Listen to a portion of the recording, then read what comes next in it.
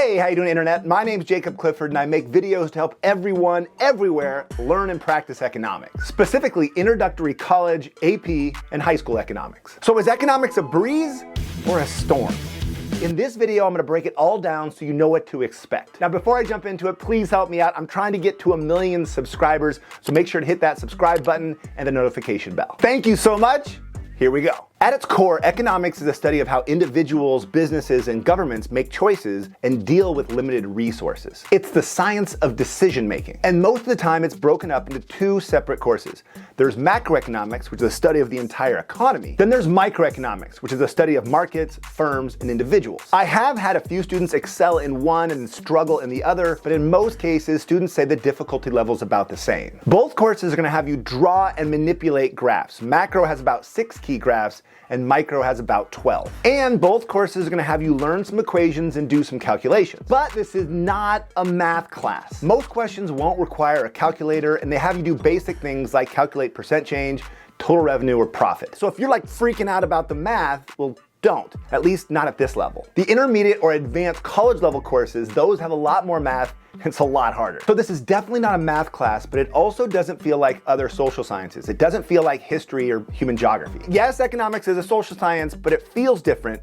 It's unique. The main reason is because there's nothing to memorize or regurgitate. In this class, you're expected to think logically and apply concepts, not just know them. And trust me, this is the hardest thing about economics, and a lot of students learn it too late.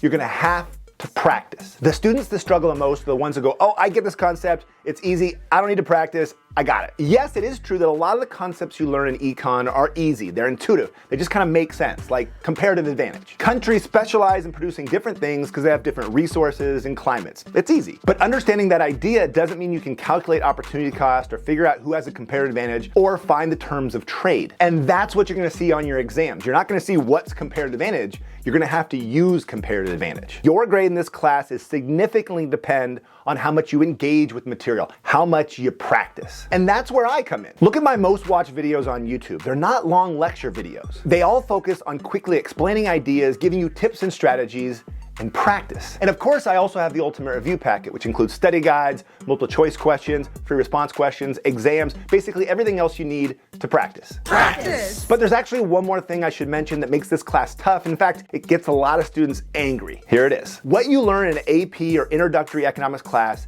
is not real life. Yes, the concepts you learn are applied in the real world. Supply and demand, fiscal policy, monetary policy, foreign exchange, that stuff has real world applications. But what we learn in this class is an oversimplification of the world. What's the product? They're widgets. What's a widget? It's a fictional product. It doesn't matter. Doesn't matter. Tell that to the bank. The real world is just way more complex. In other words, this is not a personal finance class. There's no tips on how to get rich or to run a business or to regulate a bank. None of that stuff is actually in the course. Remember, this is an introductory class that's gonna lay a foundation on which you can build. Okay, let's sum it up. Economics is not a walk in the park, but it's also not an insurmountable mountain. Expect a little bit of math and a whole lot of graphs. Expect to learn real world concepts in an oversimplified kind of way. Expect to learn concepts that are intuitive and easy to understand, but also to practice and apply those concepts. And remember, I'm gonna be here on YouTube to help you every step of the way. So good luck, thanks for watching, till next time.